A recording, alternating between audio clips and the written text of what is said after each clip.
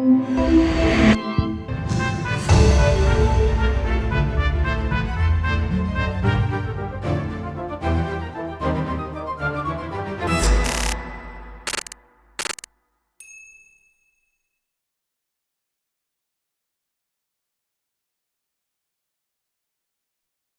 la clase pasada vimos una situación bastante concreta, bastante lúdica que tuvo una solución, por decirlo, eh, completamente por truco, por como que se vio de ese modo, hay que tener un poquito de suerte. Y una solución alternativa donde se mostró cómo el uso de polinomios ayudaba a resolver el problema y era una cosa metódica, no digamos era algo algorítmico, ya no era, bueno, si tengo suerte me sale y si no tengo suerte, bueno, paso al siguiente ejercicio, ¿no? Em, para hoy día ya me gustaría entrar a hacer matemática, ya quiero que el curso se centre a lo que me gustaría hacer, quizás eh, más a largo plazo, ¿no? Digamos, ya no algo de una semana, 2 semanas, sino ya algo que podría demorar seguramente todo un semestre. Que es lo que quizás por ahí han visto, o no han visto, o por lo menos habrán escuchado, lo que viene a ser el álgebra de polinomios. Entonces, eh, lo que yo quisiera que el día de hoy aprendamos es esencialmente todo lo que involucra álgebra de polinomios o anillo de polinomios, ¿ok? Y para ello primero necesitamos saber cuál es la definición de un polinomio. A ver, concreto. Un polinomio, como seguramente les habrán enseñado en el colegio, en la universidad o donde sea, ¿no? Por lo general uno lo señala como una suma del tipo a de n, bueno, vamos a ponerle con lo que está escrito en la pizarra, a de d, x a la d más a de d menos 1, x a la d menos 1, y más otros términos hasta a de 1 por x más a de 0, ¿no? Donde estos tipos son por lo general números, ¿no? 0, 1, 2, 3, pi, raíz de 9, ¿no? Raíz de 50 o qué sé yo. El número imaginario y puede ser cualquier cosa. Son en las expresiones clásicas de polinomios. Pero algo que yo quiero aclarar siempre para un polinomio es que cuando le escribamos de esa forma, vamos a considerar de manera estándar que este tipo, que es el último tipo que aparece o el tipo de mayor grado que aparece, es diferente de cero siempre. O en todo caso, el polinomio es cero. Son dos situaciones que quiero distinguir. ¿Por qué? Porque a veces uno se pregunta, ¿no? Quizás son preguntas medio bobas, no sé cómo llamarlo, ¿no? Porque a veces uno nos dice, pero yo he visto que a veces un profesor, un libro, ¿no? Escribe x es igual a 0 por x al cuadrado más x, ¿no? ¿No? Dice, bueno, quizás es una pregunta vacía, ¿no? Que no me lleve a nada. Aunque la respuesta sí sea sí o no, que gano, ¿no? Bueno, para evitar todo ese tipo de conflictos y avanzar quizás un poquito más rápido, vamos a considerar que esto que está aquí a la derecha no es necesariamente un polinomio. No, no es solamente lo que está a la izquierda. ¿Ok? Entonces, estamos distinguiendo dos cosas, el polinomio nulo y un tipo que comienza con ADD, donde ADD es el número diferente de cero. D es llamado grado, los tipos ADI son llamados coeficientes, el tipo que acompaña al término con mayor grado es llamado coeficiente principal, y cada uno de estos tipos más chicos, x a la d, x a la d menos 1, ya pensándolos como símbolo formal, a ver, x, bueno, 1, x al cuadrado, x al cubo, todos ellos, ¿no? De la lista de monomios.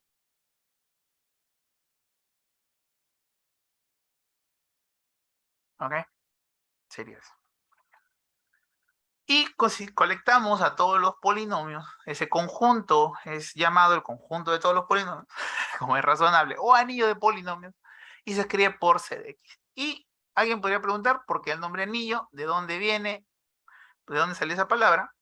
Si ustedes han visto un curso de álgebra o más o menos tienen algún tipo de acercamiento, ¿no? O si por ahí han leído, ¿no? Eh, Sabrán que la definición de anillo es una definición un poquito más general. La definición de anillo, y es un poco lo que quizás en un curso más largo, ¿no? Quizás con un poco más de tiempo hubiéramos conversado, es una construcción abstracta, es una cosa que bueno, aquí nosotros podemos manipular, ¿no? Decimos, bueno, pues tomamos a d, x a la d, uno ya ha tenido cierta familiaridad, inclusive desde el colegio, ¿no? Seguramente han conocido x al cuadrado, x al cubo, ¿no?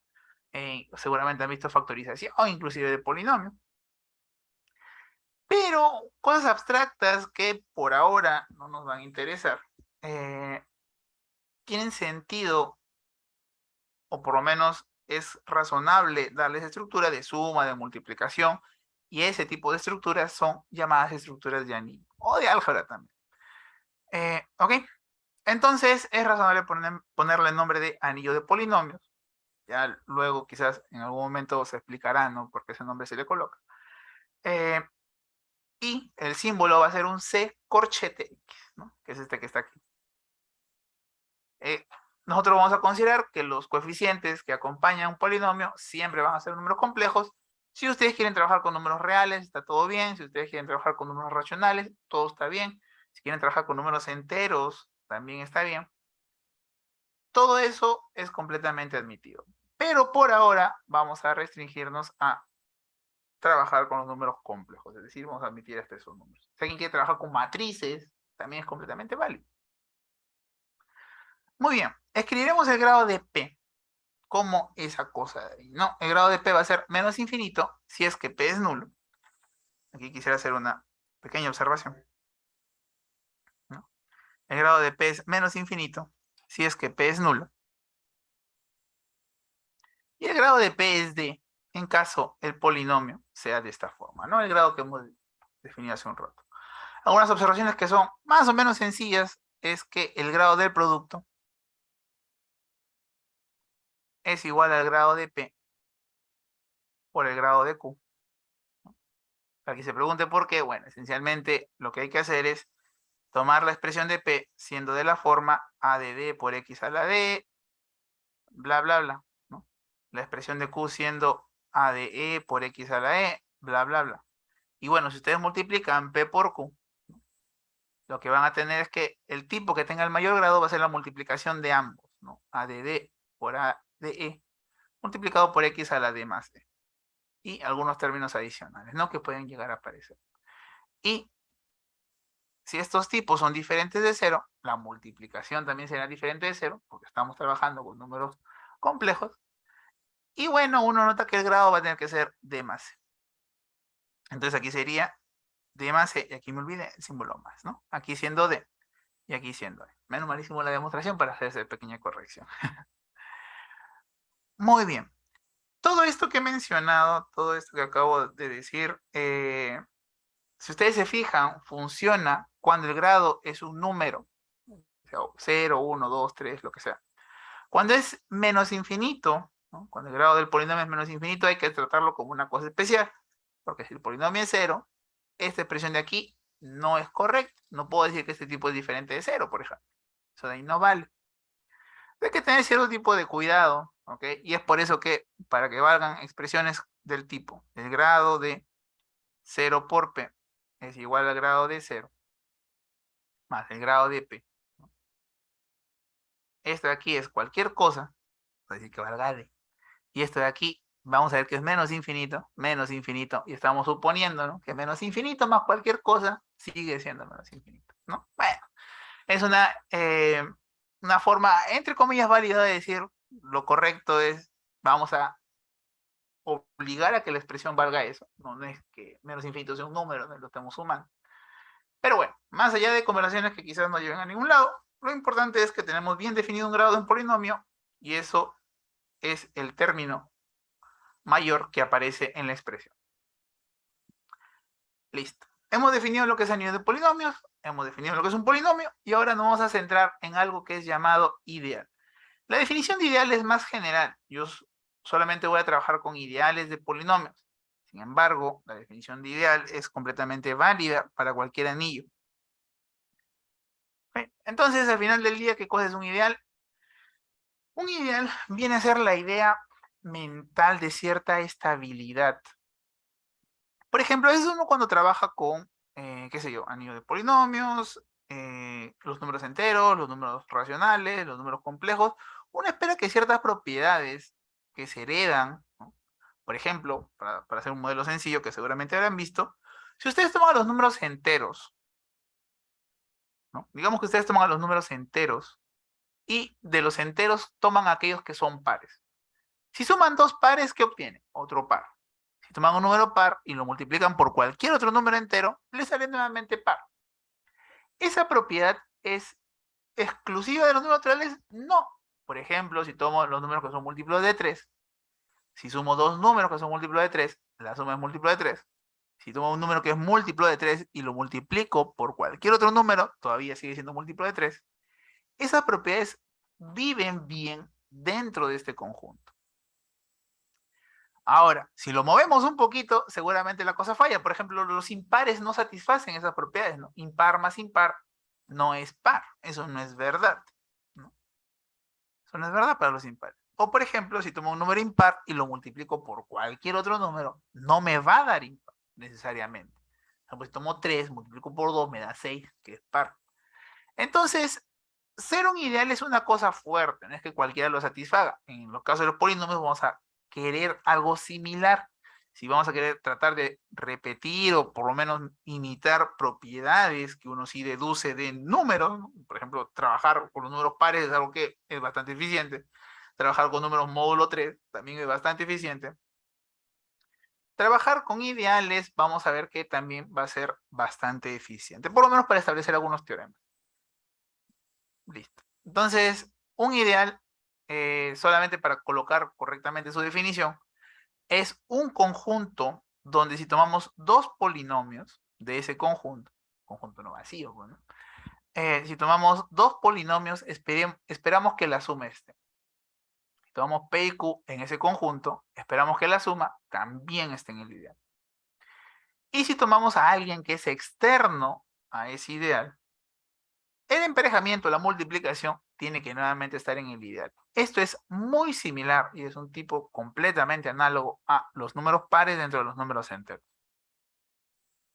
Vamos a ver un modelo que quiero creer no nos va a causar mucho inconveniente, que son los números, bueno, perdón, los polinomios, de modo que el monomio que aparezca, ¿no?, con menor grado, tenga grado al menos de. Por ejemplo, ¿no?, un polinomio que satisface eso sería un x a la d más 4 más 2 veces x a la d. Es un polinomio que satisface la condición. Otro polinomio que satisface esa misma condición sería un x a la 2d más 5 más, bueno, menos un cuarto de x a la d más 3. Y ahí está. Todos los monomios que aparecen tienen grado por lo menos de, ¿no? Aquí es un más, por si acaso. Voy a pensar que es un menos. Todos los que aparecen tienen grado al menos de. Que si quieren, ustedes lo pueden completar, ¿no? Aquí lo pueden completar más 0 por x a la d. No sé. Fin de problema. Entonces, ¿qué ocurre? Si yo tomo dos polinomios con esas propiedades, ¿no?, que son algunos ejemplos. Si yo tomo dos polinomios con dichas propiedades y tengo un polinomio 1, que se escribe, que sé yo, tengo un grado i, ¿no?, x a la e, así sucesivamente, hasta el momento que aparezca x a la d. Y sabemos que todos los que están por detrás de él, no aparecen. ¿Okay? Ellos como si no estuvieran. Si yo tengo otro polinomio, vamos a llamarle p sub 2, que tenga coeficiente p de f, x a la f, bla, bla, bla. b de d menos 1, más 1, perdón, x a la d más 1, más a b de d, x a la d. Y el resto de términos ni aparece. Si nosotros sumamos los polinomios, ¿no?, si sumamos estas dos expresiones, entonces, ¿qué es lo que va a pasar? Si sumamos estas dos expresiones, lo que va a pasar es que este término y este término se van a sumar. Va a quedar x a la d. Vamos a sumar estas dos cosas, a de d más b de d. Vamos a sumar estas dos cosas, x a la d más 1, a de d más 1, más b de d más 1. Y lo que estamos notando, ¿no? Que bueno, aquí pueden aparecer más términos, ¿no? No lo sé, ya no me importa. Lo que estamos notando es que de todas maneras, pase lo que pase, términos de grado menor no aparecerán. Términos de grado menor no aparecen. ¿Ok? Eso es lo que está pasando. Y no aparecen porque, bueno, pues no hay modo de que este lado o de que este otro término o este otro polinomio de P2 aporte, ¿no? Para nada va a aparecer un X de la nada, ¿no? Eso quiere decir que la suma P de 1 más P de 2 nuevamente es un polinomio donde el menor monomio que aparece tiene grado por lo menos X a la D, ¿no? Puede ser que esto se anule, pero no importa si aparece X a la D más 1.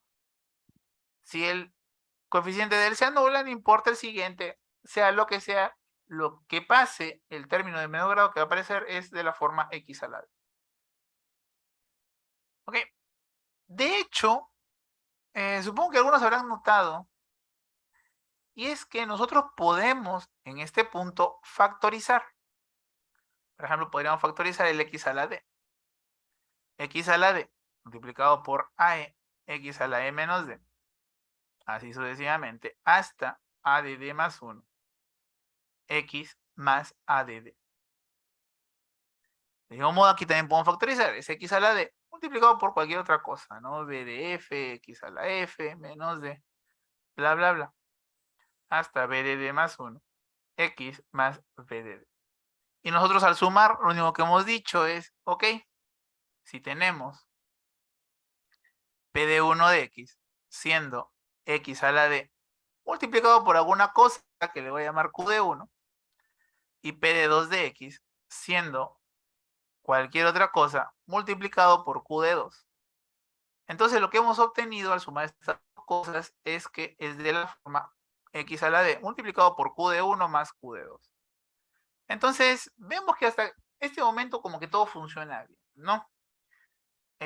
Lo puedo sumar, de hecho si lo multiplico por cualquier otro polinomio, ¿no? Si tengo este P de 1 de X y lo multiplico por cualquier otro polinomio, me va a quedar que es X a la D multiplicado por Q de 1 de X por R de X. Entonces, este polinomio todavía satisface lo que tiene que satisfacer, no aparece en términos de grado menor que D.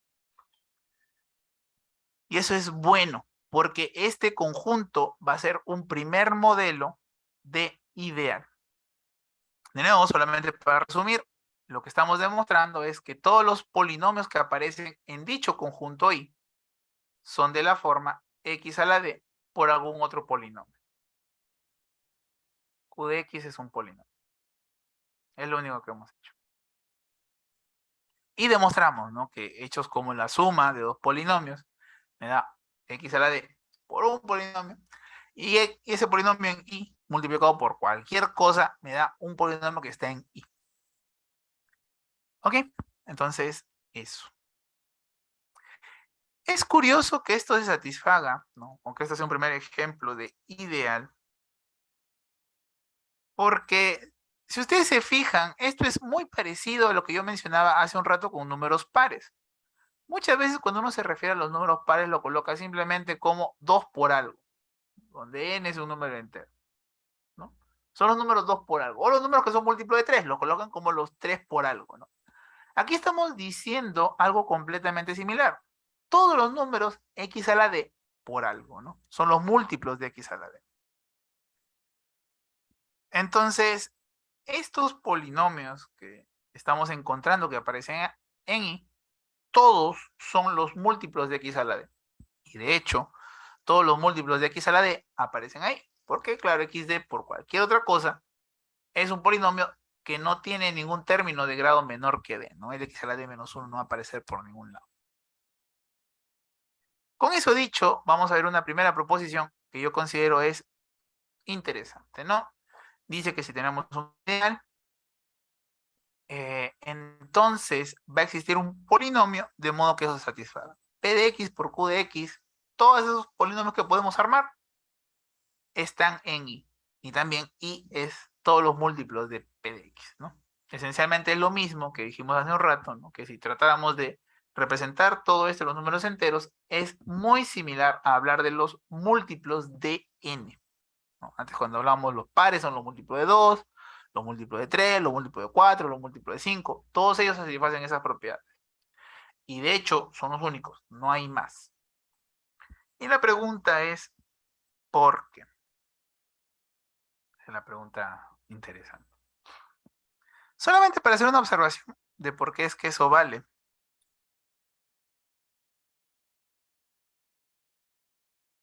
¿Okay? A ver, voy a copiar la proposición.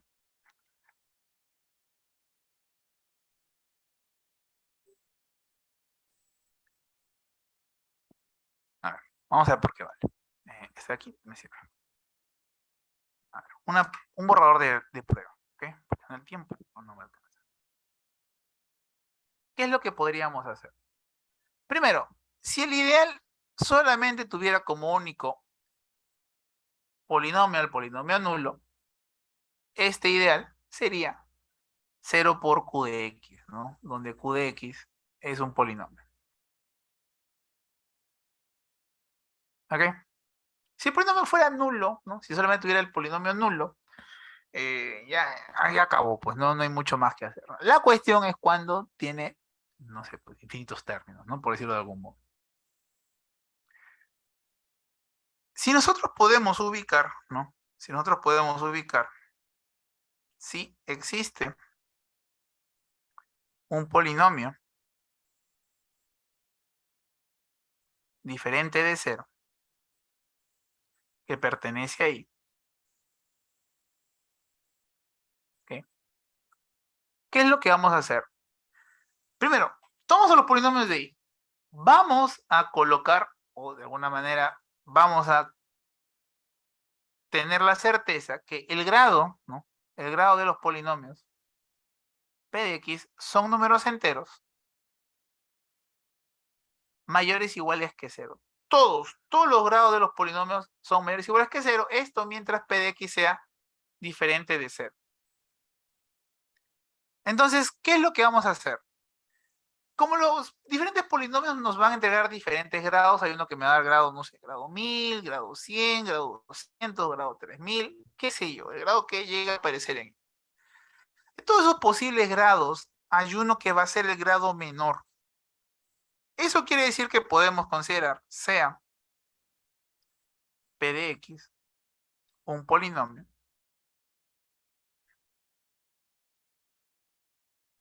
que pertenezca ahí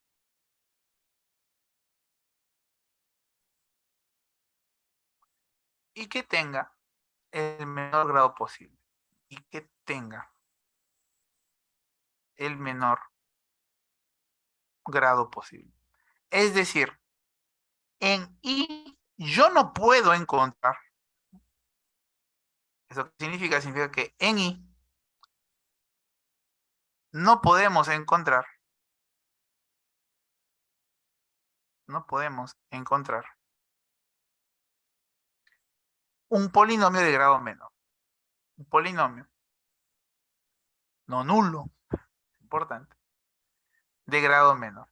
No hay. Otra vez, ¿por qué? Porque empiezo a buscar entre los polinomios de I, ¿no? Puede ser grado 0, grado 1, grado 2, grado 100, grado 900, no importa, grado 1.000.000. Pero de todos los posibles grados que llegan a aparecer, hay uno que es el menor. Entonces, tomamos este polinomio p de x, que es el que tiene grado menor, y nuestra afirmación es que I es el conjunto de polinomios generado por todos los múltiplos de p. ¿Qué significa todo eso? Significa que es de la forma p de x por q de x, de modo que q de x es un polinomio. ¿Bien? Un polinomio. Es la multiplicación de todos los polinomios. Por ejemplo, en el caso que mencionamos, ¿no?, anteriormente, el que cumplía dicho rol era x a la d. Al final del día, todos los polinomios que aparecían eran múltiplos de x a la d. En este caso, lo que estamos diciendo es que Bueno, en general no va a ser un x al algo, ¿no? No puede ser 1x, x al cuadrado, qué sé yo. Pero eso sí, van a ser múltiplos de algún p de x. Ahora, este tipo que encontremos puede ser único. La respuesta es que en general no. Eso lo voy a hacer comentario de aquí un rato, pero me gustaría por lo menos terminar esto de aquí. A ver. Sea r de x un polinomio en y. ¿Okay? Ahora, yo no sé, y seguramente esto lo voy a hablar en la siguiente clase. ¿Qué tan conocido es el algoritmo de división de polinomios? Yo sé que en el colegio les han enseñado Horner, Ruffini, ¿no? O inclusive en la universidad. Pero hay un proceso que existe, ¿no? Que es la división de polinomios, ¿no? Si ustedes tienen dos polinomios, ¿no? R de x y P de x, donde P de x es diferente de cero, entonces hay un proceso que se llama el algoritmo de la división, o simplemente división, que toman R de x, lo dividen por P de x como si fueran números, esto le va a dar un cociente y le va a dar un residuo, ¿no? Por ejemplo, si nosotros tomáramos x al cuadrado más x más 1, y nosotros tomamos como polinomio P de x, qué sé yo, x más 2, por ejemplo. X más 2, no, x más 1. Entonces, si quisiéramos dividirlo, x al cuadrado más x más 1 termina siendo x más 1 por x más 1. ¿No? Este tipo de aquí es llamado cociente y este tipo de aquí es llamado residuo, donde el residuo tiene que tener una propiedad especial, que es que su grado debe ser menor que el grado de p, ¿no? Siempre tiene que ser más chico. Por ejemplo, este polinomio tiene grado 1, este polinomio tiene grado 0. ¿Okay? Siempre tiene que ser un grado menor. ¿Podría ser 0 el resto? Sí. En ese caso el grado sería menos infinito. Una condición completamente válida. Ok, entonces, ¿para qué sirve todo esto? Para decir lo siguiente. Sea r de x un polinomio de, lo que vamos a hacer es dividir a rx por p, por algún cociente, más algún residuo, donde este residuo tiene la propiedad que su grado debe ser menor que el grado de p. ¿Y qué sucede? No, a ver, primera observación. Bueno, esta fue la primera observación y seguramente sería más conveniente llamarlo a esta observación 2. Primera observación. P de x está en y, ¿no? Porque como habíamos mencionado hace un rato, P de x es un polinomio que pertenece a y, que tiene el menor grado posible. Listo. Menos q de x es un polinomio, ¿no? Es un polinomio. Si lo multiplicamos, ¿no? P de x multiplicado por menos q de x, esto de aquí pertenece a y, ¿no? Porque recordemos que y es un ideal. Si tiene un elemento un ideal y otro que es cualquier cosa, al multiplicarnos regresa al ideal. Ahora, r de x pertenece a y. Eso fue una de nuestras hipótesis, ¿no? Sea r de x un polinomio. Entonces, este polinomio está en y, este polinomio está en y. Si lo sumamos,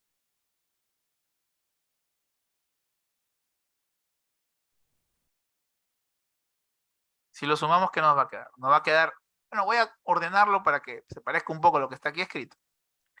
Vamos a tener que r de x menos p de x por q de x, que si aquí pasamos esto a restar, tendríamos que rx menos p de x por q de x es igual a r minúscula de x. Este tipo debe pertenecer a y. ¿Ok? De nuevo, tomamos p, luego queremos ver que todos son múltiplos de p, tomamos cualquier término genérico, lo dividimos por p y lo que esperamos es que este r sea 0. Ahora, si r es un polinomio no nulo, es no nulo. ¿Ok?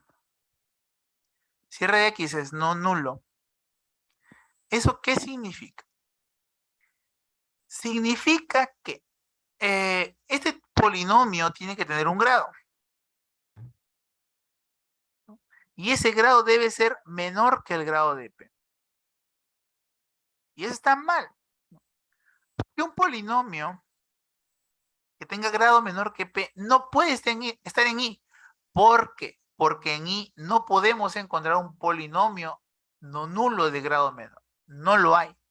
Esto que coloqué hace un rato, de no poder encontrar un polinomio nulo de grado menor que el grado de P, eso no puede pasar. Sin embargo, si R de X es no nulo, ¿no?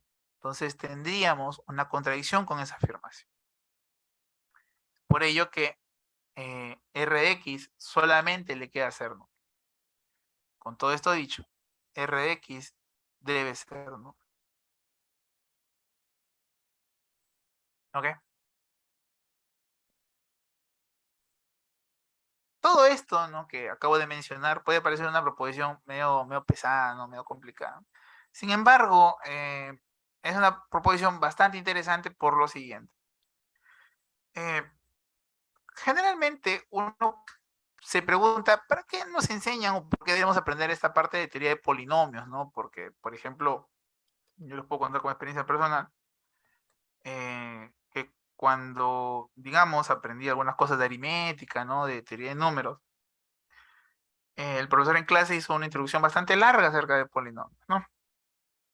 Y bueno, yo en ese momento me preguntaba o veía que no era interesante, ¿no? Porque polinomios medio que siempre los vi como, bueno, eso me enseñaron en el colegio, me enseñaron a factorizar, muy bien, puedo vivir con mi vida sin esa parte de la matemática. Sin embargo, algo que tienen los polinomios y es una fuerza, ¿no?, una cosa potente que tienen ellos, es que identifican o absorben casi toda la información que nosotros necesitamos de números. Cualquier cosa que pueda tener un número, cualquier cosa que nosotros podamos absorber, la podemos absorber en el polinomio. Desde que tenemos una completa analogía entre cosas como lo que acabo de mencionar hace un rato, múltiplo de n, múltiplo de, qué sé yo, de 2, múltiplo de 3, múltiplo de 4, múltiplo de 5. Todas esas cosas de modularidad que uno aprende y que se da cuenta que son útiles, ¿no? Muchos ejercicios interesantes salen con esas cositas. Se trasladan completamente a ideales y uno ve que hay esperanza en seguir avanzando por ese lado. En fin, con esta proposición probada, me gustaría ahora, ya para la última parte de la clase, centrarme en lo que es polinomios en varias variables. No sé si hasta este punto hay alguna pregunta, alguna duda antes de avanzar. Un comentario.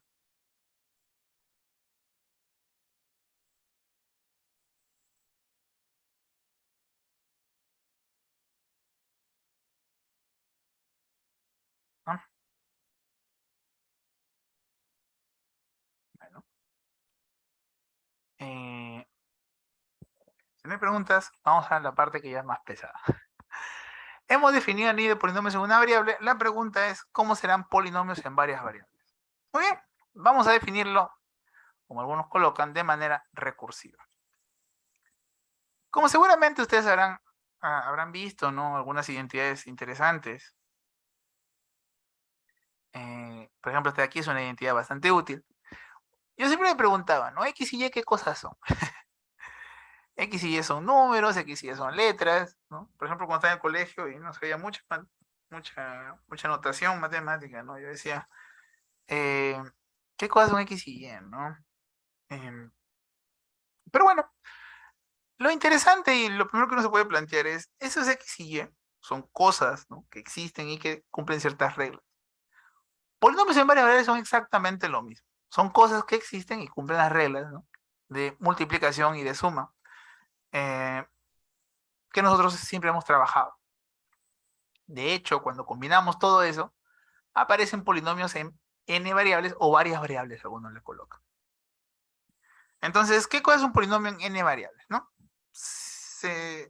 Centrémonos con lo que hemos visto, por lo menos enfocando, perdón, viéndolo desde el punto de vista anterior, Vamos a dividirlo en dos.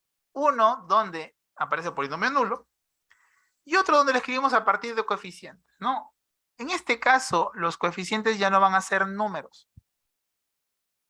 En este caso, los coeficientes van a ser polinomios de un grado diferente. Por ejemplo, voy a colocarlo de esta forma.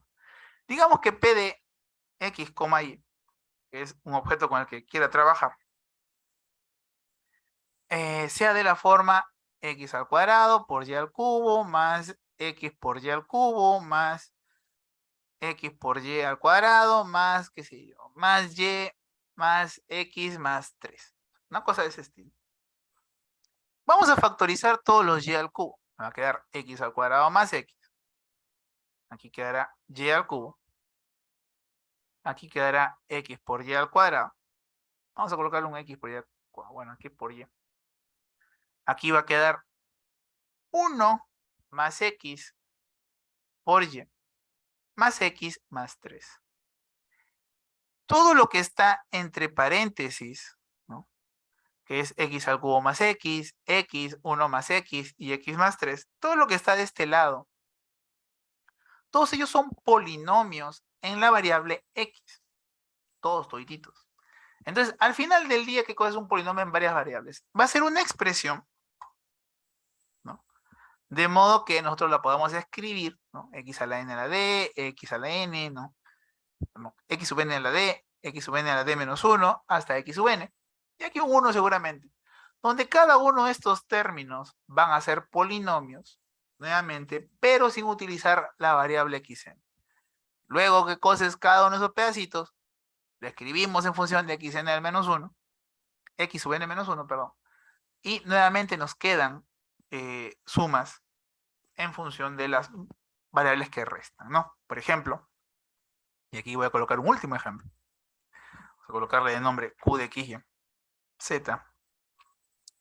Puede ser una cosa de la forma x al cuadrado por y al cubo por z más x al cuadrado por y por z más x por y al cubo por z más x al cuadrado por y más x por y más 3, por ejemplo, ¿no? Entonces podemos tratar de factorizar primero todos los z y lo que está dentro es un polinomio en dos variables.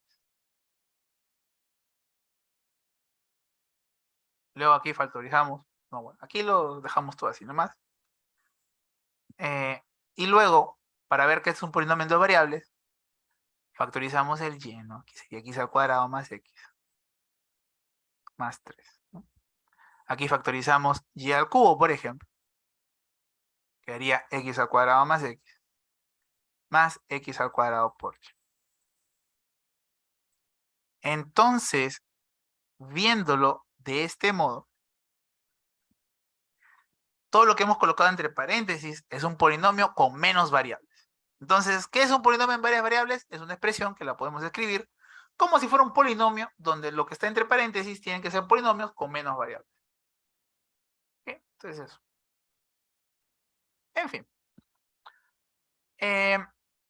Así como hemos definido ideales para polinomios en una variable, se puede definir ideal para polinomios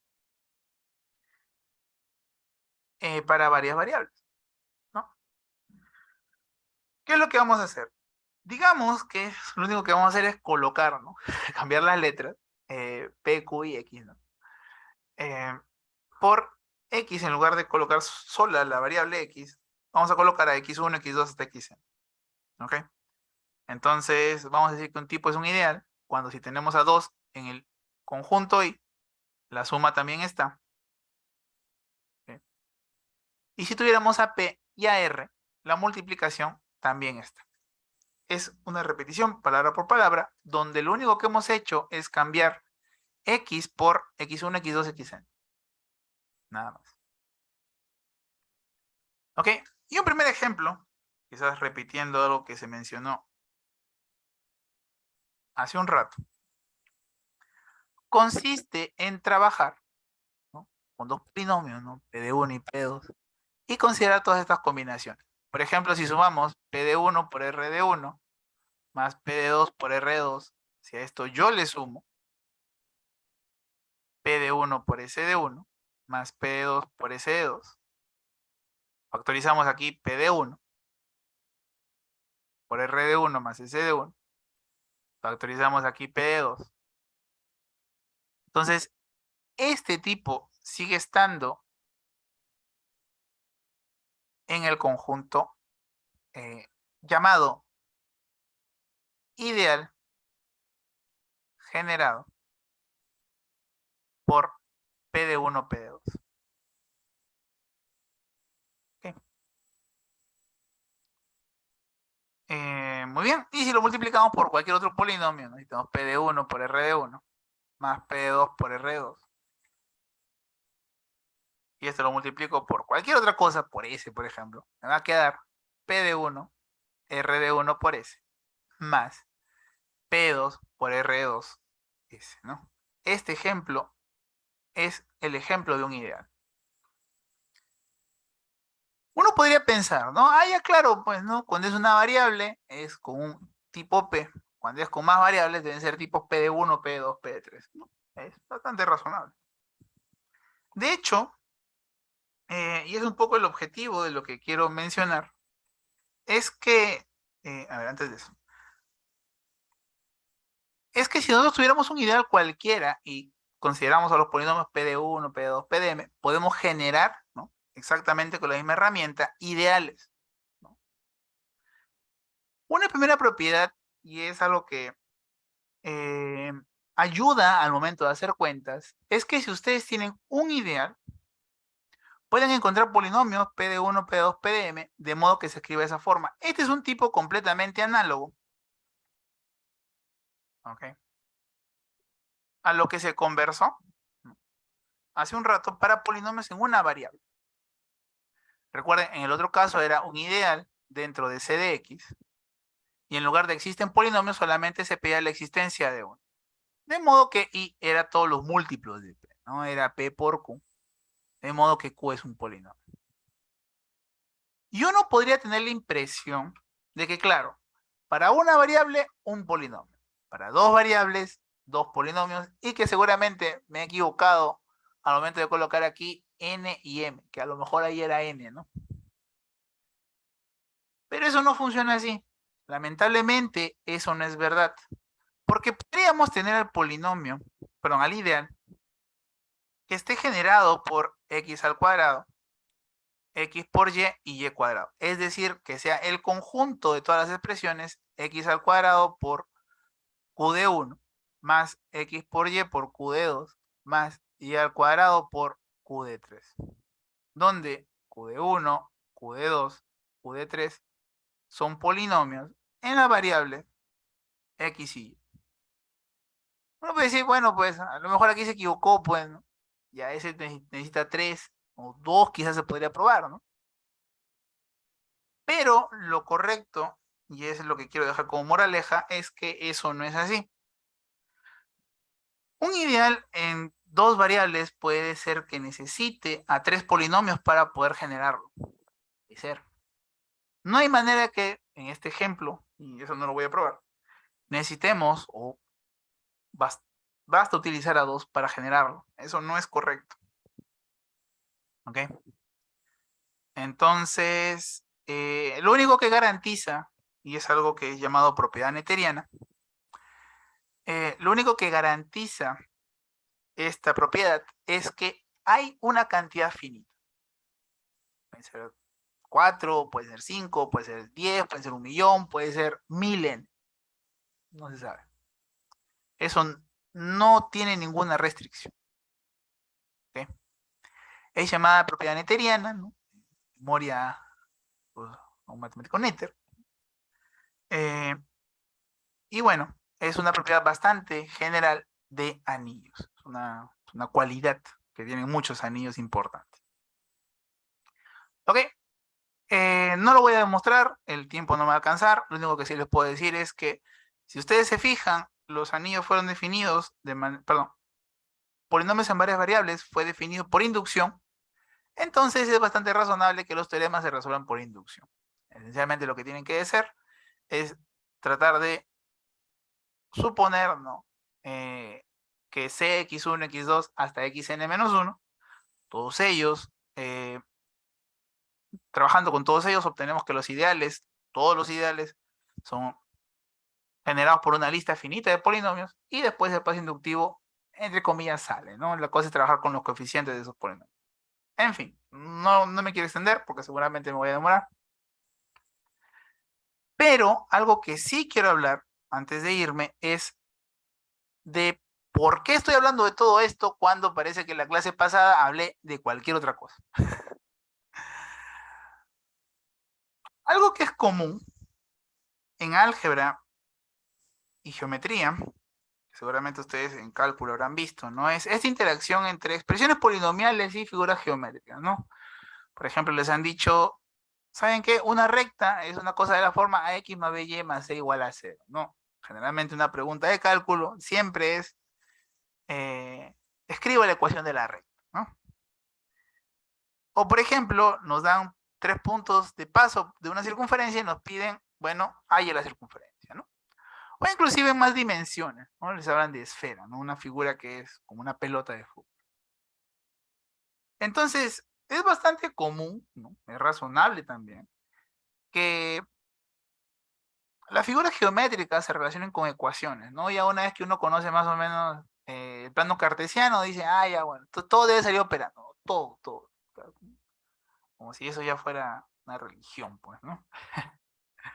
Uno dice, ya puede calcular ángulo, ya puede calcular distancia, ya puede hacer todo, pues, ¿no? Y eso puede ser bastante correcto hasta cierto punto. Eh, y es importante estudiar dicha interacción.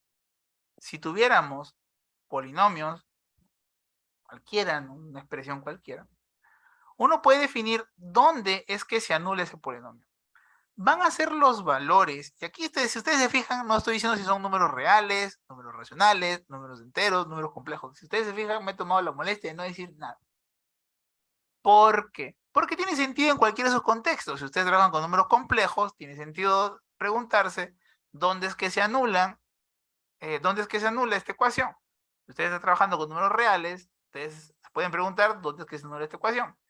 Si ustedes están trabajando con números racionales, tiene sentido hablar de esta expresión. Por lo general es una ecuación diofántica. Está bien. En cualquiera de esos contextos, la expresión tiene sentido. ¿Ok? Entonces, si ustedes tienen un polinomio cualquiera, cualquier cosa, ustedes pueden definir el espacio de ceros. De hecho, ese conjunto es llamado espacio de ceros. Este espacio de ceros, ¿no?, fue lo que estudiamos para ver que esta ecuación no se puede resolver. De nuevo, ¿qué es lo que hicimos? A ver, solamente para recordar lo que hablamos en la clase pasada. La clase pasada yo les mencioné, bueno, tenemos que resolver esta ecuación, ¿no? X al cuadrado más x al cubo por alguna otra cosa. 1 más y al cuadrado más y al cubo por alguna otra cosa. Esto tiene que ser igual al polinomio 1 más x, bla, bla, bla, hasta x a la quinta, multiplicado por 1 más y, bla, bla, bla, hasta y a la quinta. Eso fue lo que nosotros hemos estado utilizando, ¿no? Tenemos 1 más x al cuadrado, bla, bla. Y nosotros nos preguntamos si era posible encontrar P y Q que satisfagan eso, con algunas condiciones extra. Entonces, si ambas expresiones fueran iguales, por ejemplo, si este fuera un polinomio r de x, y este fuera un polinomio s de x, si fueran iguales, deberían anularse en los mismos puntos, pues, ¿no? ¿No? Si los polinomios fueran iguales, donde se anula, ¿no?, debería ser lo mismo, ¿no? Y la pregunta es, ¿dónde es que se anulan estas expresiones? Entonces, esencialmente lo que nosotros encontramos, ¿no? Entonces nosotros encontramos, a ver, primero, si x0 y y0 es un punto, no es un punto del plano, de modo que vamos a llamarle este P minúscula y a este Q minúscula. Bueno, de X y Y, quizás eso tengo que ser un poco más explícito. De modo que P de X, Y, X0, Y0. Y también Q de X0, Y0. Ambos valen 0. Si X0 y Y0 es un punto donde esta cosa se anula, entonces esto va a anular a R, ¿no? Entonces, R de X0 y Y0 va a ser 0, pues, ¿no? ¿Qué es lo que estoy tratando de decir? Lo que estoy tratando de decir es que si nosotros nos fijamos dónde es que se anula X y Q de X y Y al mismo tiempo, estos puntos donde se anulen los dos a la vez debe estar contenido en el conjunto de puntos que anulan a X y Y, a R de X, Y, perdón. Y esto debería ser igual a V de S de X, Y, ¿no? Al espacio de ceros de esta cosa. Entonces, lo que estoy tratando de decir con todo esto fue que nuestra ruta de solución fue encontrar, ¿no? Encontramos un punto X0, Y0, que explícitamente fue Y, Y. De modo que él estaba aquí, pero no estaba aquí. Esa fue nuestra ruta de solución. Entonces, si nosotros quisiéramos hacer un problema general, donde los polinomios son cosas arbitrarias, son cosas gigantescas, qué sé yo, las fichas son figuras que no tienen ningún tipo de patrón aparente, ¿no? No sé, alguna cosa de ese estilo. Si nosotros quisiéramos resolver ese problema, una primera ruta sería tratar de encontrar un valor donde estos tipos se anulen y él no. Una ruta plausible para demostrar que el proceso no se puede resolver sería tratar de encontrar, ¿no? Entonces, genéricamente, ¿no?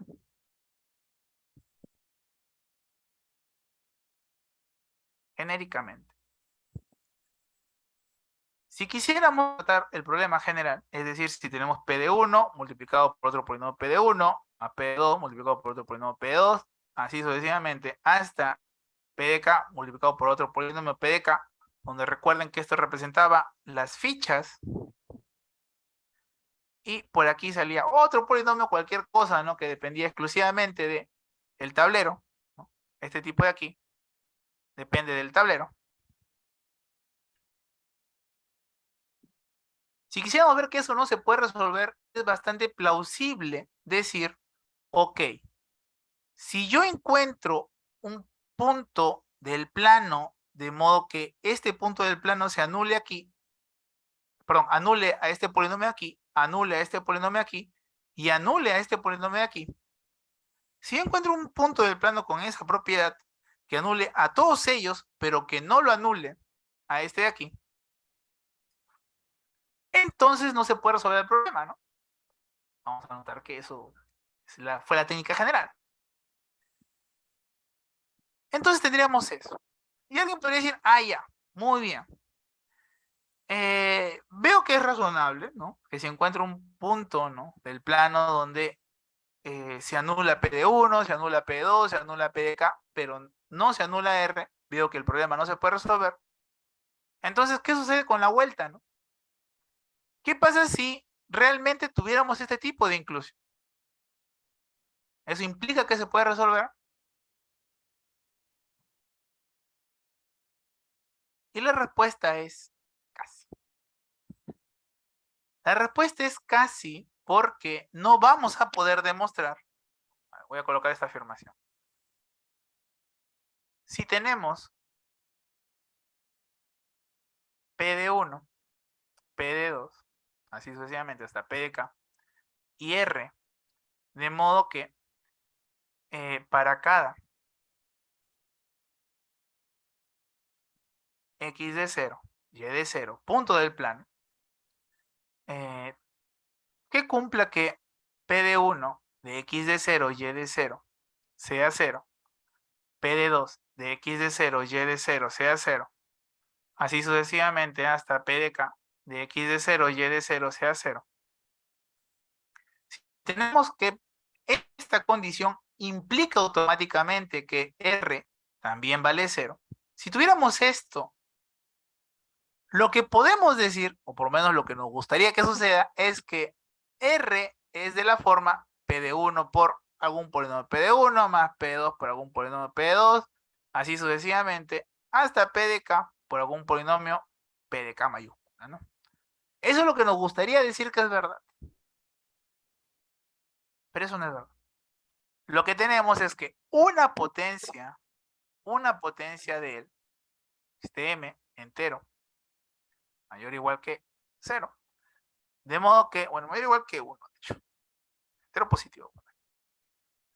De modo que R elevado a dicho entero, esta cosa de aquí, R solito no, sino R elevado a dicho entero, se escribe como esa combinación.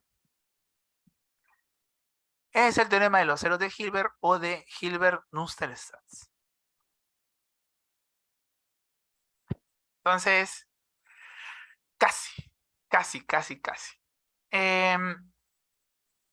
De nuevo, esos son pequeños avances, ¿no? Quizás uno piensa en el problema general, intenta el problema general, no le va a salir, seguramente, porque primero no se sabe qué fichazo, eso depende de la estrategia que uno utilice para cada tipo de tablero, ¿no? Entonces el problema general no tiene una solución, de hecho computacionalmente se calcula su nivel de dificultad, es un problema del tipo NP. Y bueno, solamente para resumir un poco lo que he tratado de decir para hoy día es este teorema de aquí. Nosotros hemos tratado de resolver la clase anterior este ejercicio viendo que encontrábamos valores que anulaban a estos dos tipos, a estos dos generadores del ideal, pero que no anulaban a este tipo externo. Si quisiéramos repetir la estrategia, tendríamos que encontrar un punto del plano que anule a todos los que estaban dentro del ideal, a los generadores del ideal, y que no anule a la ficha o al polinomio obtenido por el tablero.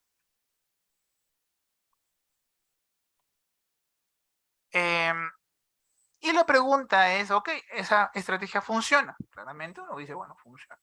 Pero para la vuelta, si uno quisiera que a través de estas condiciones, ¿no? Si tengo esta nulidad siempre, es decir, si la estrategia no funciona, uno esperaría que la vuelta sea correcta. Y la respuesta es no. No el polinomio que se obtiene para el tablero, sino una potencia. Ok, entonces es eso. Y bueno, hasta aquí lo vamos a dejar por hoy. No sé si alguien tiene alguna consulta, alguna pregunta. Parece que no. Parece que no hay preguntas, Jesús. Ah, ya, bueno.